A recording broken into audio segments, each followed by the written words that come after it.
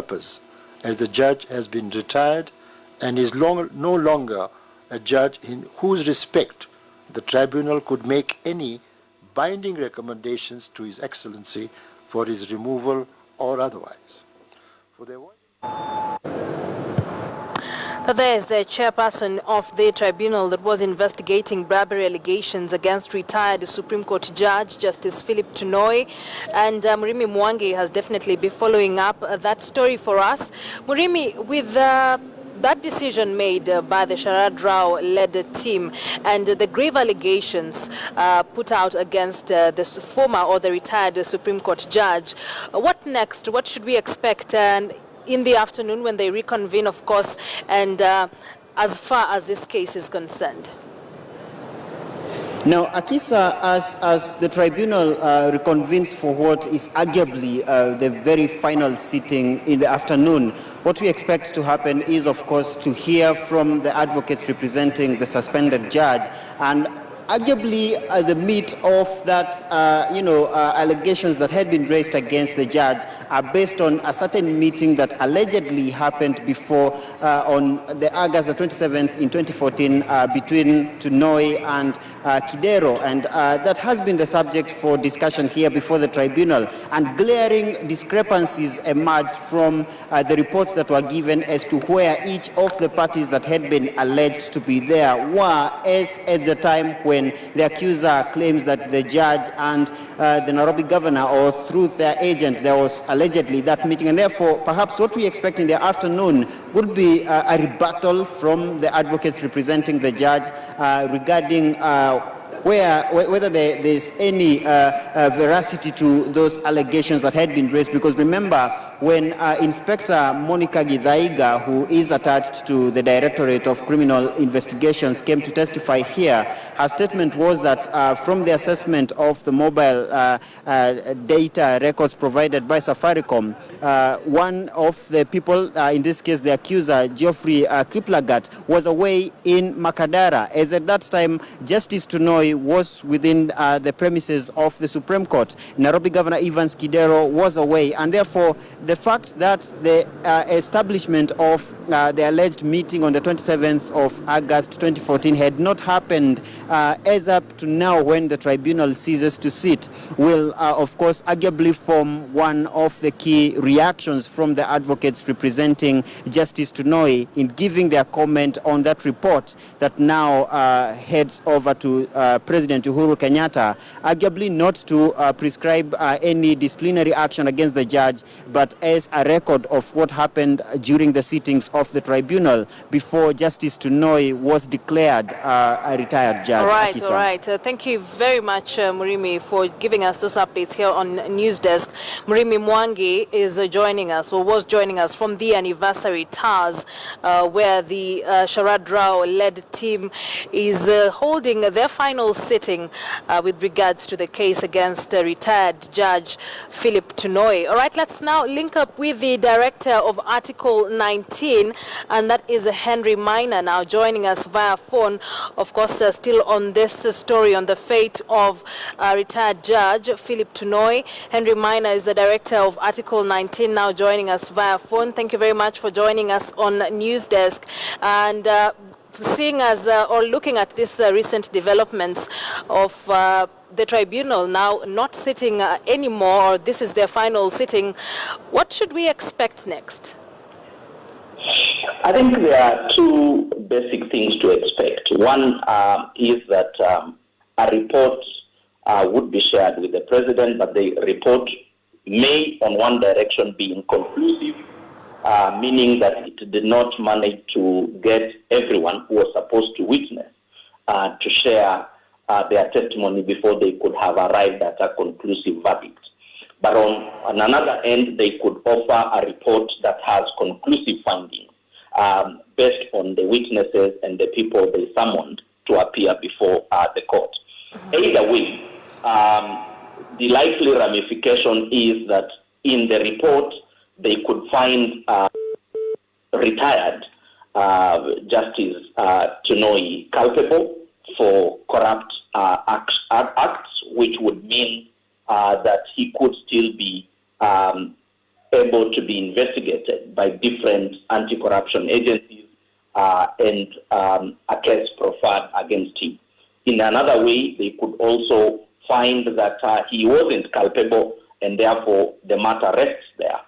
The third way could be that we're going to see effort by Judge Tunoi, perhaps opening up cases of defamation and an unlawful besmirch of his character in the public for any of those people who stood witness against him in the case, in the event that the verdict from the tribunal is that he wasn't culpable. So those are the three quick possible scenarios that would be unfolding as the day goes by. Yes, Henry, looking at all these options or scenarios that you've just mentioned, what exactly should we expect from Justice Tunoi's team, of course led by lawyer Fred Ngatia? I think two things. In the event that the report that would be shared is inconclusive, they would still be seeking that they have closure of the matter. And how they would seek closure of the matter is to open up and sue some people who are directly involved so that there is a conclusive verdict that he is not culpable of any corruption. And that may be also supported by people who are adversely mentioned in the report, like the Nairobi County Governor Kidero and others, also suing, so that through a court process they arrive at closure of the matter.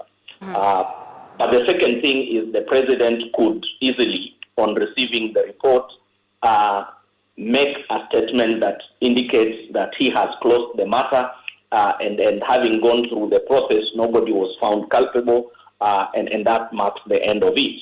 So as a gentleman way of ending it, the concerned parties may also then just be prevailed upon not to open a can of worms, even after this tribunal, and therefore the matter would remain dead and buried. Now, Henry, Justice Tunoi has more than 25 years of service in the judiciary. Given these recent developments, what exactly does this mean for him as a retired judge? Two things. Given that he was made to retire and there hadn't been any credible accusation incriminating him, he would still be entitled to his retirement benefit to the full. So that is one way, and I think he would prefer to process his retirement benefits in full without opening any can of worms. The only thing that comes his way is that he may not be able to remain as a person with very high standing in his community of retired judges in the Commonwealth, and that may deny him that good name or also standing and any other job that would have come his way. Remember, the retired Chief Justice has just been appointed as an ambassador to Maldives for the Commonwealth, meaning that Judge Tunoi would also have had similar opportunities. But with this cloud hanging on his shoulders, he may just remain a retired judge in Kenya, and nobody beyond our boundaries would want to look at him again. Wow, all right. Thank you very much for joining us and giving us those insights. That there is the director of Article 19, Henry Minor, just giving us possible scenarios on some of the things we should expect in the afternoon and in the coming days with regards to the investigations on bribery allegations against retired Supreme Court Judge Justice Philip Tunoi. Let's now move on. The search for bodies of drowned musicians in Lake Victoria has kicked off today. 9 members of the band were traveling when their boat capsized on Saturday night.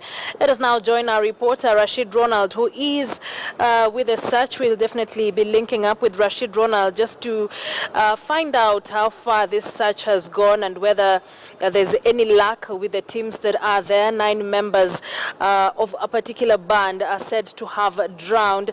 None of the bodies is yet to be recovered, but I understand 2 bodies have been recovered so far. We'll definitely be joining Rashid Ronald for an update on the same in a few. And as I mentioned, the search is still ongoing of drowned musicians in Lake Victoria. All right, we have just gotten hold of Rashid. Thank you very much for joining us on Newsdesk. Just give us a quick update on the rescue and search operations at the lake. Actually, as we speak right now, a somber mood here at Lihunda Beach in Siaya, the shores of Lake Victoria. And as we speak right now, the search is going on, and they managed to find one body in the morning and another one a few minutes, about 30 minutes ago. The first one was a man, and there's a lady whose body has been found about 30 minutes ago. The search started this morning and is being conducted by villagers, fishermen here, and the police. They are using motorboats here to search along the lake.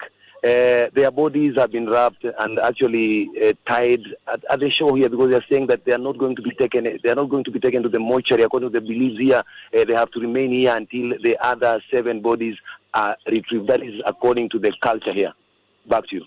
All right, so Rashid will definitely be joining you later on in the program just to get updates on how the search operations are on.